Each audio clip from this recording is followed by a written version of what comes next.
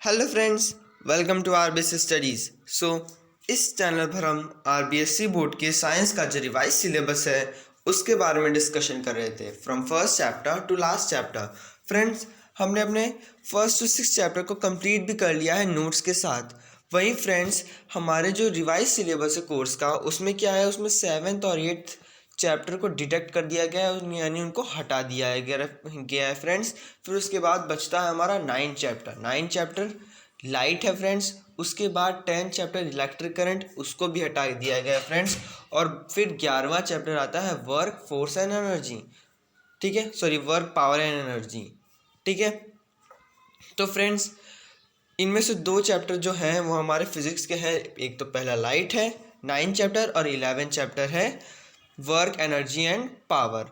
इनसे पहले यानी कि बीच का जो 10 चैप्टर है उसको भी हटा दिया गया है फ्रेंड्स, तो उसके बारे में हम स्टडी नहीं करेंगे फ्रेंड्स। फ्रेंड्स, फिजिक्स का जो कोर्स है वो मैं आपको अलग तरीके से करवाऊंगा। इस तरीके से आपको फिजिक्स का कोर्स समझ में नहीं आएगा, इसलिए मैं बायो के जो सारे चैप्टर्स हैं उनको कंप्लीट करवाने के बाद एंड में आपको फिजिक्स के वो दोनों चैप्टर अच्छे से एक्सप्लेन कर दूंगा फ्रेंड्स।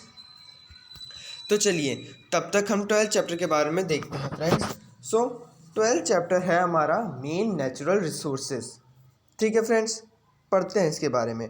रिसोर्सेज क्या होते हैं फ्रेंड्स? वो मटेरियल या energy which are used by human beings, वो यानी कि दोज मटेरियल्स और energy which are used by human beings, यानी कि वो मटेरियल्स या एनर्जी जो कि ह्यूमन बींग्स के थ्रू यूज़ की जाती है फ्रेंड्स। फिर वहीं हम बात करेंगे नेचुरल रिसोर्सेज की। वो रिसोर्सेज जिन्हें humans without any modification use करते हैं। मॉडिफिकेशन यानी कि उसको और सुधार में लाना, मॉडिफाई करना उसको। तो नेचुरल रिसोर्सेज वो रिसोर्सेज होते हैं जिन्हें बिना सुधार किए भी हम यूज़ कर सकते हैं फ्रेंड्स। तो ये हुई इनके बारे में डिस्क्रिप्शन। तो चलिए अब पढ़ते हैं हम इसके बारे में। क्लासिफिकेशन ऑफ रिसोर्सेज की क्लासिफिकेशन के बारे में पढ़ते हैं फ्रेंड्स। तो on the basis of use के बेसिस पर, on the basis of origin के बेसिस पर, यानी कि कहाँ से वो उत्पन्न हुआ, ओरिजिन यानी कि उत्पत्ति हुई किसी चीज़ की, वहाँ से। फिर उसके बाद on the basis of storage की बेसिस पे फ्रेंड्स। तो ये सारे ही फर्दर दो पार्ट्स में डिवाइडेड है friends. On the basis of use के में रियल रिसोर्सेज और पॉसिबल रिसोर्सेज, वहीं on the basis of origin biotic resources, abiotic resources, इनमें डिवाइडेड। फिर वहीं स्टोरेज के बेसिस पर नॉन रिन्यूएबल और रिन्यूएबल में क्लासिफाइड है फ्रेंड्स सेम। तो चलिए पहला देखते हैं on the basis of use, यानी कि real resources and as well as possible resources. वो रिसोर्सेज जिन्हें हम प्रेजेंट टाइम में यूज़ करते हैं, जिनकी क्वांटिटी हमें पता है, वो होते हैं रियल रिसोर्सेज, जो कि हमारे अप्रोच में है अभी और इस टाइम हम उनको यूज़ कर रहे हैं। एक एग्जांपल लेते हैं friends. Quantity of coal in Germany, quantity of black soil in Maharashtra. Friends, इन दोनों के बारे में ही हम जानते हैं। ब्लैक सॉइल कितनी क्वांटिटी में पाई जाती है हमारे महाराष्ट्र में, इसके बारे में भी बताया गया है। और जर्मनी की कोल की क्वांटिटी भी वहाँ पे मेंशन्ड होगी। दूसरा है पॉसिबल रिसोर्सेज, यानी कि वो रिसोर्सेज जिन्हें हम प्रेजेंटली यूज़ नहीं करते हैं, हो सकता है कि पास्ट में उनकी ज़रूरत पड़े या उनको फ्यूचर में हम यूज़ करें। एग्जांपल है जैसे कि विंड मिल से हम हवा की गति से इलेक्ट्रिसिटी को प्रोड्यूस कर सकते हैं friends.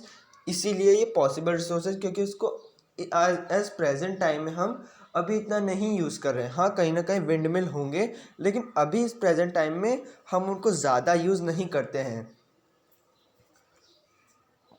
On the basis of origin के बेसिस पर फ्रेंड्स, बायोटिक और अबायोटिक, नेचर के वो कंपोनेंट्स जो लिविंग हैं बायोटिक होते हैं, और नेचर के वो कंपोनेंट्स जो कि नॉन लिविंग है वो होते हैं अबायोटिक। अब एग्जांपल बायोटिक के प्लांट्स, एनिमल्स, ह्यूमंस, ये तो हम सभी जानते हैं जो जिंदा चीज़ है। और अबायोटिक जैसे कि वाटर, एयर, सॉइल, ना कि टेबल चेयर।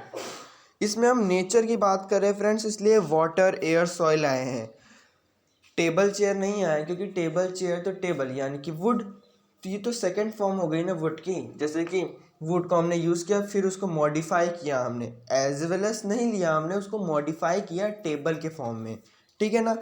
और चेयर भी ऐसी बनी friends.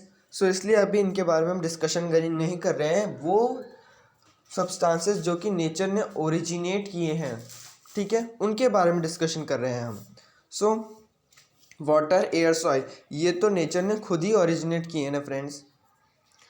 On the basis of storage के बेसिस पे फ्रेंड्स, रिन्यूएबल और नॉन रिन्यूएबल यानी कि वो रिसोर्सेज जो कि हमारे पास लार्ज क्वांटिटी में प्रेजेंट हैं एंड जिन्हें हम रैपिडली यूज़ कर सकते हैं, जैसे कि वाटर, एयर। रिन्यूएबल रिसोर्सेज से एनर्जी ऑब्टेन करने के लिए साइंटिफिक मेथड लगाने पड़ते हैं, जैसे कि hydro power plant to obtain electricity from water, ठीक है।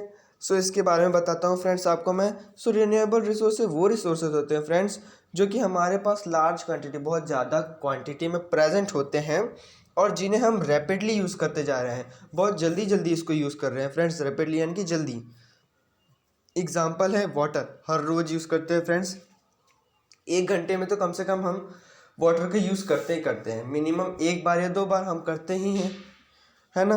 तो वाटर, एयर तो हम हर समय यूज़ कर रहे हैं फ्रेंड्स। फिर उसके बाद वाटर, एयर, ये एग्जांपल इसके हुए। फिर रिन्यूएबल रिसोर्सेज एनर्जी ऑब्टेन करने के लिए साइंटिफिक मेथड लगाने पड़ते हैं, अलग से साइंटिफिक मेथड लगाने पड़ते हैं। इसमें एग्जांपल दिया है वाटर का। वाटर से हम इलेक्ट्रिसिटी को जनरेट करते हैं। अब कैसे जनरेट करते हैं फ्रेंड्स, जैसे कि बहुत ऊंचाई से एक पानी की धारा गिर रही हो फ्रेंड्स।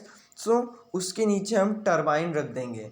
टरबाइन की हेल्प से जो उसमें पानी गिरेगा ना फ्रेंड्स, वो उसमें अपनी एनर्जी को ट्रांसप्लांट कर देगा और वहाँ से हमको एनर्जी हमारे यहाँ पे हम कलेक्ट कर लेंगे फ्रेंड्स। सो ऐसे इलेक्ट्रिसिटी हमको ऑब्टेन होती है फ्रेंड्स। लेकिन जब अगर हम वाटर में से इलेक्ट्रिसिटी को निकाल लेते हैं ना फ्रेंड्स, तो उसमें कोई तरीके के मिनरल्स नहीं रहते हैं फ्रेंड्स।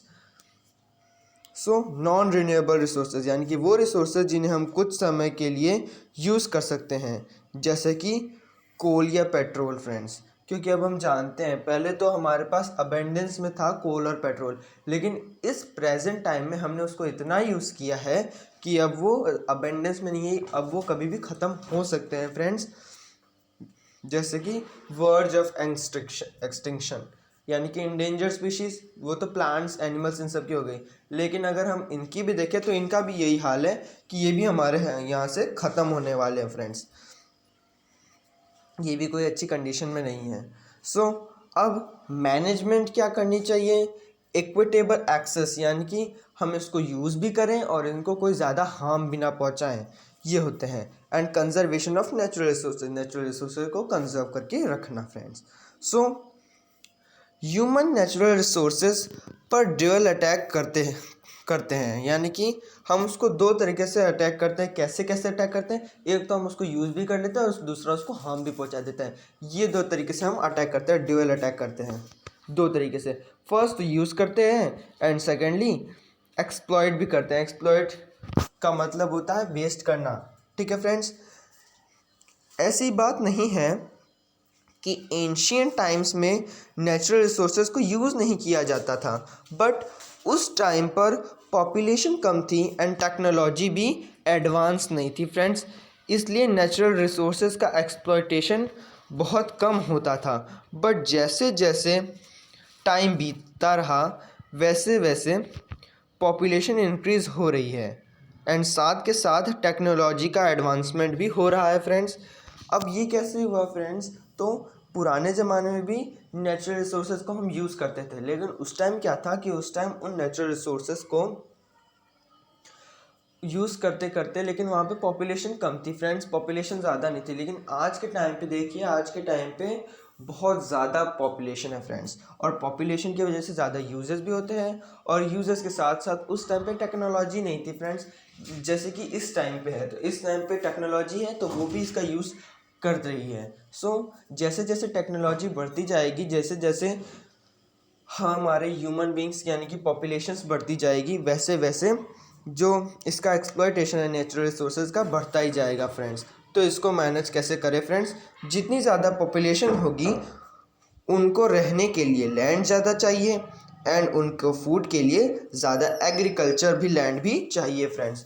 तो ऐसे हटाते हटाते अब सोचिए ना, हर जगह तो पहले पेड़ पेड़ थे, लेकिन अब देखो तो हर जगह घर घर हैं, पेड़ बहुत कम दिखाई देते हैं फ्रेंड्स।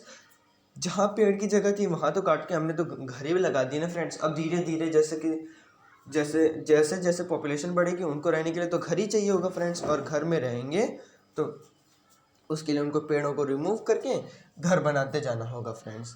ये होता है फ्रेंड्स, इसकी वजह से एक्सप्लॉयटेशन होता है नेचुरल रिसोर्सेज का। सो रिसोर्सेज को पूरी प्लानिंग के साथ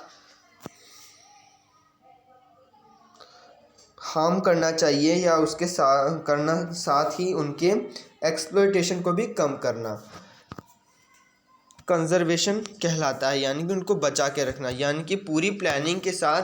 कि अगर हम एग्जांपल लेते हैं कि अगर हम 4 पेड़ काट रहे हैं एक लैंड से और वहाँ पे घर बना रहे हैं, तो जहाँ खाली जगह मिलेगी वहाँ हम और 4 प्लांट लगाएंगे या अपने घर में भी कुछ प्लांट्स हम इम्प्लांट करेंगे। सो इसकी वजह से क्या होगा? इसकी वजह से प्लांट्स तो ये तो हम जानते हैं कि प्लांट्स को हमने हार्म किया, लेकिन जो प्लांट्स को हार्म करने के बाद हमने लगाए भी, प्लांट भी किए बहुत से प्लांट्स को, जिसकी वजह से प्लांट कम नहीं होंगे, वो इंक्रीज होंगे। ये होता है कंजर्वेशन कहलाता है, यानी कि बचा कर चलना।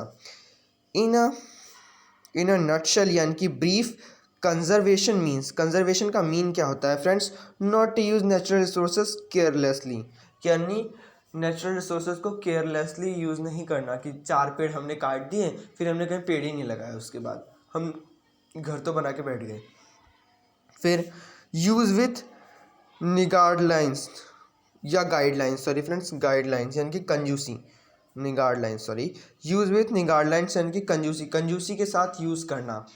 जैसे कि हम कंजूस होते हैं ना पैसों की तरफ, तो पैसों को हम एक एक करके इस्तेमाल करते हैं, वैसे ही पेड़ों को काटने से पहले अगर आप सोचिए कि टीवी का आपका डिश का एंटीना कनेक्शन कोई नहीं बैठ रहा, तो आप पहले पेड़ हटा दीजिए। मतलब कि सब सोचते हैं पेड़ ही काट दो, लेकिन पेड़ क्यों काटना? जहाँ से कनेक्शन के लिए रेज आ रही हैं, आप पहले उनके डंठलों को काट दीजिए, उनकी डालियों को काट दीजिए। अगर वो डालियाँ काट जाएंगी तो फिर उसके बाद देखिए आपका कनेक्शन हो रहा है कि नहीं हो रहा, ठीक है ना। लेकिन अगर तब भी ना हो तब आप थोड़ा सा उस पेड़ को और काटिए, फिर उसके बाद अगर ना हो तब आपको रिमूव करना होगा ना। लेकिन कुछ लोग सोचते हैं उसको पूरा ही रिमूव कर दो। ये होता है कंजूसी से कि पहले आपने थोड़ी सी डालियाँ काट दी, फिर उसके बाद अगर फिर नहीं बैठा तो थोड़ा और काटा, फिर थोड़ा और, फिर पूरा काटा। एक बार में ही पूरा नहीं काटा, कंजूसी से यूज़ किया उसको आपने।